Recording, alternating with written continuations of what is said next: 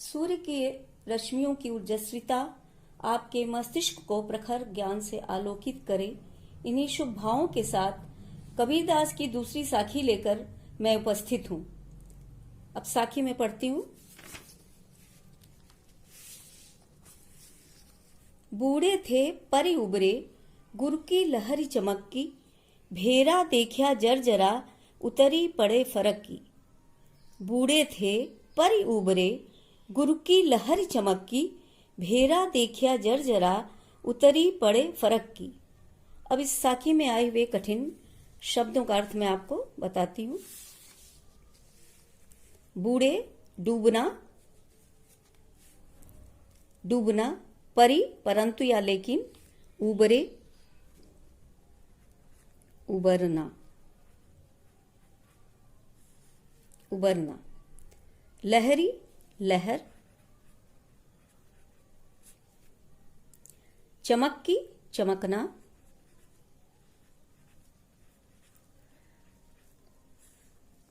भेरा,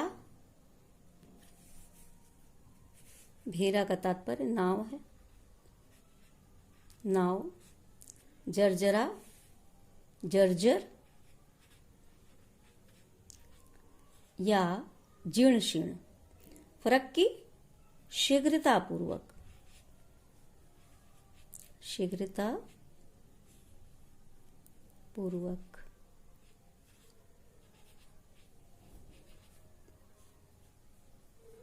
बूढ़े डूबना, परी परंतु या लेकिन, उबरे उबरना, लहरी लहर, चमक की चमकना, भेरा का तात्पर्य नाव है, जर्जरा जर्जर या जीर्ण शीर्ण, फरक की मतलब शीघ्रता पूर्वक। अब आइए चलते संदर्भ प्रसंग की ओर। संदर्भ इसी में मैं आपको समझा देती हूं। संदर्भ हेडिंग डालेंगे, संदर्भ। अब संदर्भ के अंतर्गत लिखेंगे हम कि प्रस्तुत साखी हमारी पाठ्य पुस्तक काव्यांजलि के साखी नामक पाठ से उद्धृत है। इसके रचयिता कबीरदास जी हैं। अब प्रसंग पर आते हैं। प्रसंग, प्रस्तुत साखी में कबीरदास जी कहते हैं कि गुरु की महती कृपा ने मुझे भव सागर को पार करने की शक्ति प्रदान की। प्रसंग हो गया।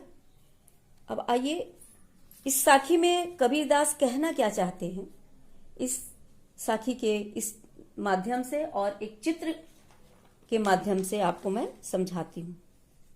ये चित्र है। अब इसमें कबीरदास ने इस साखी में शरीर को नाव मान लिया है। ये शरीर रूपी नाव है और जो भव सागर में तैर रही है, वो पूरी तरह मोह माया से आसक्त के कारण जीर्ण शीर्ण हो चुकी है। लेकिन गुरु के ज्ञान के कारण कबीरदास को ये बोध हो गया कि जिस नाव पर मैं सवार हूं वो पूरी तरह जीर्ण शीर्ण है, जर्जर है, वो डूबने वाली है। फिर अचानक उन्हें गुरु के ये ज्ञान रूपी लहर का प्रकाश दिखाई दिया। गुरु के ज्ञान रूपी लहर का प्रकाश अचानक उन्हें दिखाई दिया और ज्ञान रूपी ये लहर है और उसी के माध्यम से, इसी ज्ञान रूपी लहर के माध्यम से कबीरदास संसार रूपी भवसागर से पार हो गए। कहने का तात्पर्य वो मोह माया से मुक्त हो गए। अब आइए भावार्थ पे व्याख्या करते हैं उसकी। कबीरदास जी कहते हैं कि संसार रूपी सागर में शरीर रूपी नाव पर मैं सवार था। कबीरदास जी कहते हैं बूढ़े थे परी उबरे। पहले शाब्दिक अर्थ आप देख लीजिए कि मैं तो डूब रहा था, बूढ़े थे मैं डूब रहा था, परी उबरे लेकिन उबर गया, गुरु की लहरी चमक की। गुरु के ज्ञान के प्रकाश रूपी लहर की चमक मुझे दिखाई दी।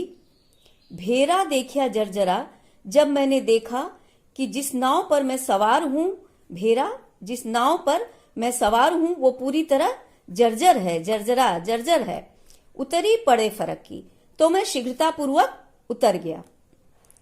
अब फिर से इसकी व्याख्या करते हैं। कबीरदास जी कहते हैं कि संसार रूपी सागर में शरीर रूपी नाव पर मैं सवार था।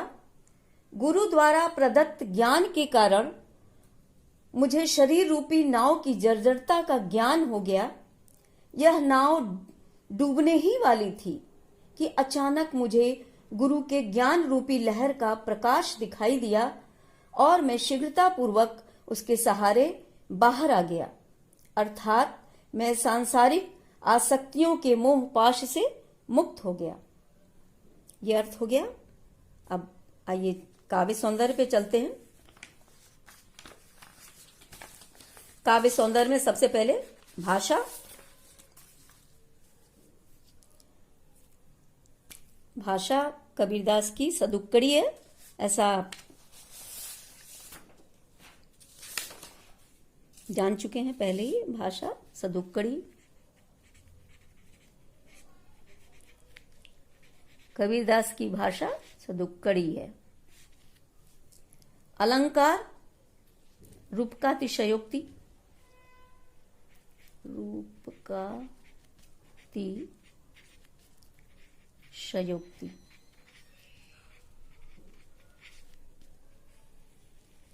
रस शांत,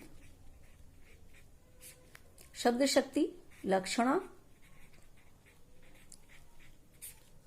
गुण प्रसाद, छंद दोहा, छंद दोहा, शैली प्रतीकात्मक,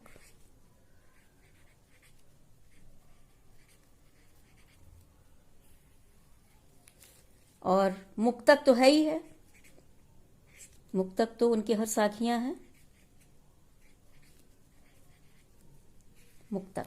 ये काव्य सौंदर्य हो गया। भाषा सदुक्कड़ी, अलंकार रूपकातिशयोक्ति, रस शांत, शब्द शक्ति लक्षणा, गुण प्रसाद, छंद दोहा, शैली प्रतीकात्मक और मुक्तक। आप ये काव्य सौंदर्य पूरा हो गया। आपका अध्ययन सतत प्रवहमान हो, इसी शुभ संवाद के साथ मैं अपनी बात समाप्त करती हूं। धन्यवाद।